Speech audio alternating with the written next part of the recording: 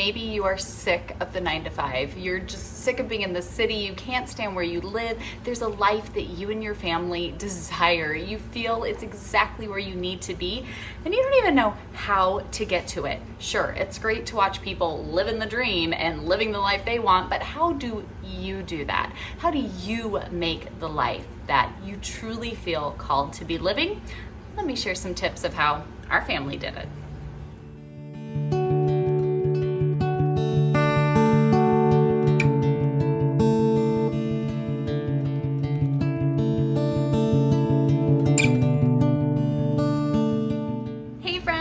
With Heavenly Minded Home, and welcome back to today's video. We put out a video each and every day sharing about all the homey things. So from homemaking to homeschooling, home discipleship to homesteading, all with an eternal perspective as we live heavenly minded today and every day. Now, this idea of a lovely life, a life that you want to be living, is something that's so important. And I think there's a fine line here between being consumed with the world and pursuing worldly things and being eternally minded and heavenly minded, while living a life that truly is the one you and your family feel you should be living. And I know it can be really difficult to get stuck in this and go, we don't want to be in the city. We don't want to be here. We feel like we should be doing something else, or we should be living a life where we're focused on the family and we're not being pulled in a bunch of different directions, and whatever it may be, you can do it. I will say, we started off in suburbia. We were outside of the city. We were both working the 9 to 5s, traveling into the city, corporate everything, all of the stuff. We were so sick and tired of it. We had just had our second child. We worked too much. It's like you had to work all the time to afford the fancy house, but then you were never even in the fancy house because you were working all of the time. Our kid was in public school. We had a newborn. We just wanted to be together as a family. And for us, these are the things that we started doing to make a change, to say, hey, I don't want to do this. I want a slower pace of life. I want to be family focused and centered. I want to farm. I want to do these things that we just think are so incredibly lovely and so important to us as a family. And this is what we did to get there. If you guys have any questions along the way, I want us to be friends here, hanging out and chatting. Feel free to ask below. Put a little coffee cup next to that. We do a weekly Q&A every Saturday, so you guys can have your questions answered there. And we're also going to be doing September Show and Tell, where every day in September, the videos we'll be putting out will be answering your guys' questions, showing you quite literally how we do it.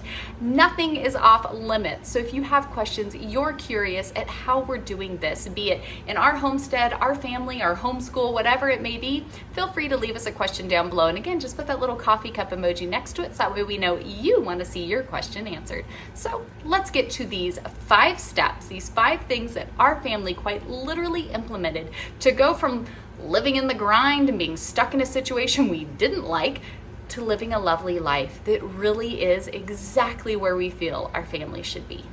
Friends, there used to be a time that we were completely bogged down with 9 to 5 life. I don't even want to talk about the numbers of hours we sat in traffic, we're running around, never had time for anything. It was so frustrating. But the first thing that you need to do is to truly identify what it is that you do want. I think sometimes that can be the hardest step. Maybe you know you don't want the situation you have now, but what is it that you do want?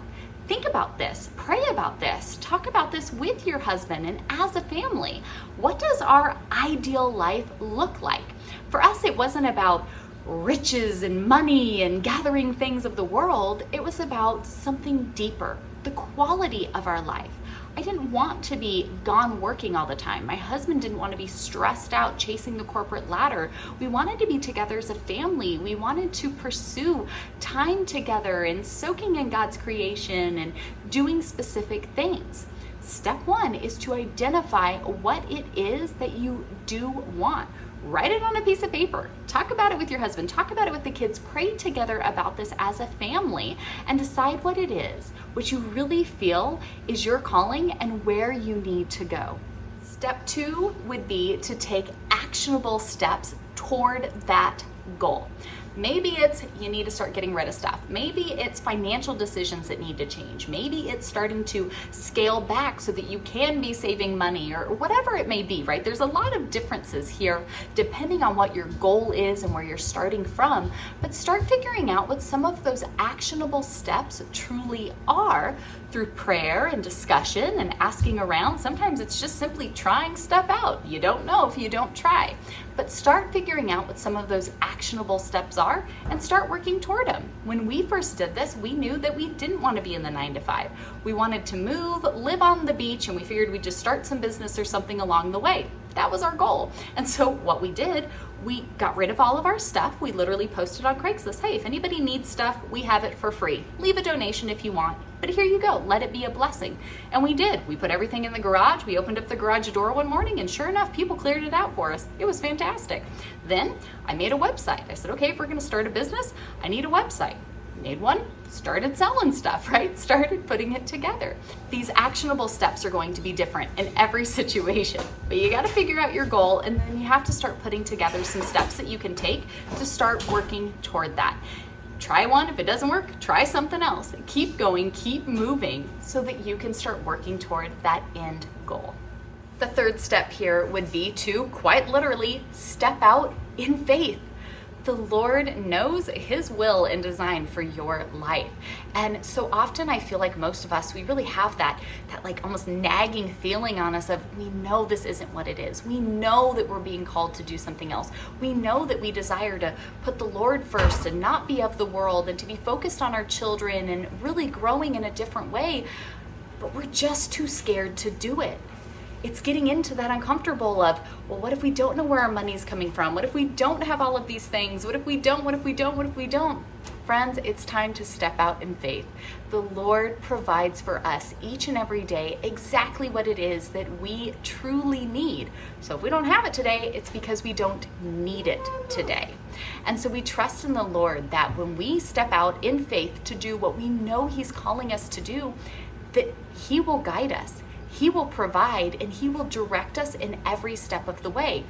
But we've got to make that step. We have to actually step out in faith to get the ball rolling. So often we're standing in our own way when it comes to these things.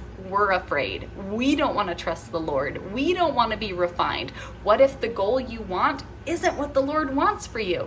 Well, you gotta step out. You gotta start moving and trust in His will, His guidance in all matters.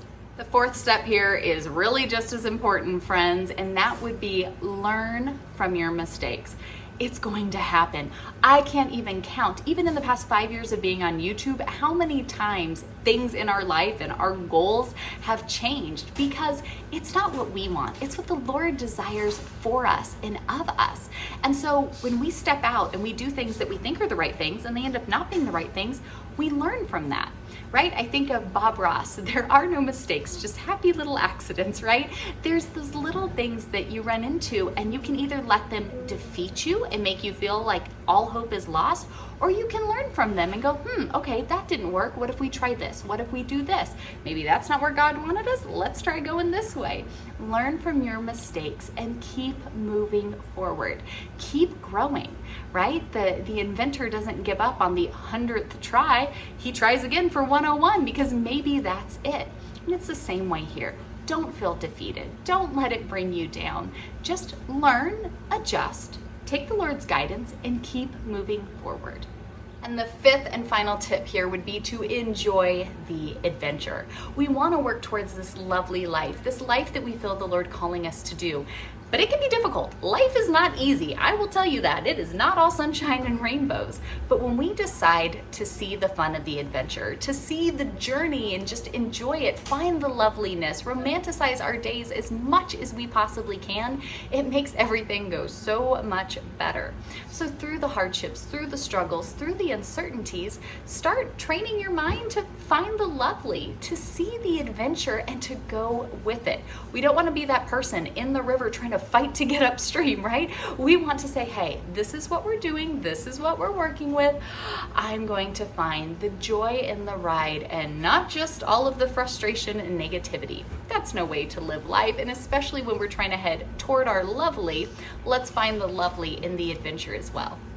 So friends, those would be the top 5 things that our family did and still does that we hope can be a help for you as you truly take this to prayer and go, what are we doing, right? We're living heavenly minded, but we have this one life here and now to make an impact for the Lord, make an impact in the eternal. I want to do the best in my marriage and my walk with the Lord for my children and those the Lord puts around me. Why waste our days away being stuck in a life that makes us miserable? Insanity is when we do the same thing over and over and over again, expecting different results. If we're stuck and we're miserable and this is not the life that our family is wanting to be living, then let's do something about it. Let's make some changes. Let's trust in the Lord to guide and direct us onto His path of what He desires of our lives. We can absolutely do that, and I will be right here rooting you along the whole way. Again, if you guys have any questions, anything specific you'd like to know, something you'd like to see in the show and tell next month, leave us that comment down below and we will be happy to get there for you. Otherwise, I'm going to leave you some videos that I think you're going to enjoy as we all seek to find the lovely in each and every day. Bye, friends!